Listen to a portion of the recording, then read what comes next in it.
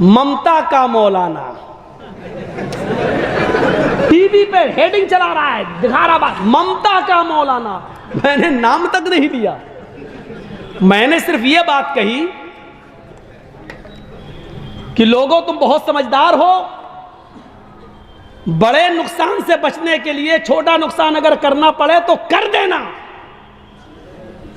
अगर आपके पैर में कैंसर हो गया है और डॉक्टर ने कह दिया पैर कटना है, अगर पैर नहीं कटाओगे तो जान जाएगी, तो आप अपनी जान बचाने के लिए पैर कटाना पड़ रहा है तो पैर कटा लेना, लेकिन जान बचा लेना।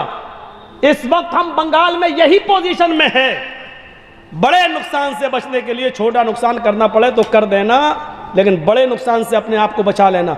जानते हो इतनी बात कही तो क्या कह रहा मीडिया वाला? मीडिया वाला क्या कहता मालूम है? मौलाना ने फतवा दे दिया कि ओवैसी को हरा दो। मैंने किसी का नाम भी नहीं लिया।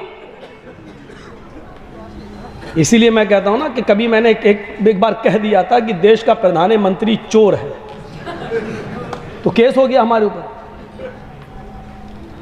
तो जब कटघरे में खड़े हुए तो सरकारी वकील बहुत हुज्जत करने लगा, साहब देखिए इन्होंने देश के प्रधानमंत्री के बारे में ये कहा। मैं तो सटक गया, मैंने कहा यार मैंने किसी प्रधानमंत्री का नाम ही नहीं लिया, ये क्या कह रहा? तो जज ने हमसे पूछा कि तुम भी कुछ कहना चाहते हो? मैंने कहा जज साहब मेरे पास वो वीडियो मौजूद है, आप सुन लीजिए। उसको सुनाया, उसने बार बार सुना। मैंने कहा मैंने ये कहा है कि देश का प्रधानमंत्री चोर है, लेकिन ये नहीं कहा कि हिंदुस्तान का चोर है, कि पाकिस्तान का चोर है, कि नागालैंड लंका का चोर है, कि सऊदीया का चोर है, कि अमेरिका का। मैंने ये नहीं कहा, और ये अपनी तरफ से कह रहा है कि देश के भारत के प्रधानमंत्री को चोर। तो जज मुस्कुरा रहा है, मुस्कुरा के कह रहा सरकारी वकील को डांटा, अरे कहाँ इन्होंने, जो तुम नाम ले रहे हो देश के, कहाँ इन्होंने देश के प्रधानमंत्री को? द बेल इज ग्रांटेड, वहीं से बेल दे दिया। और दस्तखत करते करते हमको देख कैसे कह रहा है, क्या हम नहीं जानते हैं कि किस देश का प्रधानमंत्री चोर है? देखिए कह रहा कि हम नहीं जानते हैं कि किस देश का प्रधानमंत्री चोर है, हमको आप बेवकूफ़ समझ रहे हैं। मैंने कहा साहब हम आपको कैसे बेवकूफ़ समझ सकते हैं? ये कैसे बेवकूफ़ लोग हैं जो बताओ हमने जो चीज़ कही नहीं उसको पेश कर रहे हैं कोर्ट में। कहने लगे अभी कोर्ट में और अदालतों में इंसाफ जिंदा है मौलाना साहब, आप चिंता मत करिए। तो जो चीज़ हमने कही नहीं वो बार बार कह रहा ममता का मौलाना, ममता का मौलाना। ये तो अच्छा हुआ कि वो ममता का मौलाना कह रहा है। मीडिया वाले तो इतने बदमाश होते हैं कि ऐसा ना हो कि कहते हैं कि मौलाना की ममता, उल्टा ना कर दें नहीं तो हम फंसे। इनकी खोपड़ी बड़ी खराब है, ये कब क्या कह दें ये। फिर मैंने उसका भी जवाब सोच लिया था, अगर कभी कहेगा कि मौलाना की ममता तो मैं कह दूंगा हमें ममता का भूखा कौन नहीं है भैया।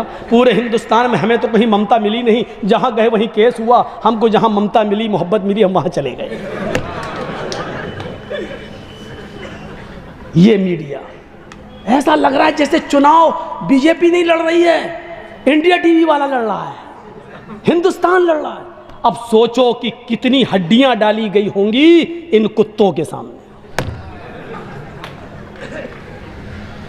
और उन हड्डियों में कितनी लज्जत होगी कि ये तोड़ मरोड़ कर जो जुमले पेश कर रहे हैं। हर जगह गाली सुन रहे हैं, किसान आंदोलन में गाली सुन रहे हैं, मीडिया वाले भगाए जा रहे हैं, चप्पलें पड़ रही हैं, जूते पड़ रहे हैं, लेकिन हड्डी का मजा इतना है कि ये बेइज्जती समझ ही नहीं रहे हैं अपने।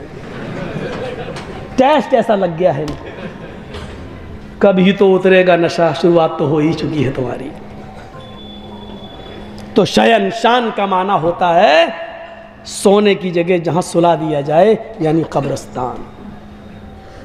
अल्लाह की कसम, हिंदू धर्म को आप पढ़ेंगे तो हिंदू भाइयों को आप अपने गले से लगाएंगे कि जो बातें कुरान में और हदीस में हैं वही हिंदू भाइयों में। आप कभी नफरत नहीं करेंगे किसी हिंदू भाई से और ना हिंदू किसी मुसलमान से। ये इन पॉलिटिकल लीडरों का मामला है, ये हम लोगों को एक नहीं होने देते। देखा मरकज में निजामुद्दीन का हाल क्या कर दिया था, कोरोना की फैक्ट्री, जबकि कोरोना ट्रंप लेके आया था और जोड़ दिया मरकज से बेचारों से। मौलाना साहब, मुझे तो डर लग रहा था ये कल गए कि परसों गए। बाद में फिर क्या हुआ, फिर कोर्ट, हाई कोर्ट और सुप्रीम कोर्ट ने फिर जूते मारे इनकी खोपड़ियों पर। लेकिन बेशर्मी इतनी है कि कोर्ट के जूते का भी अभी नशा है ना हड्डी का।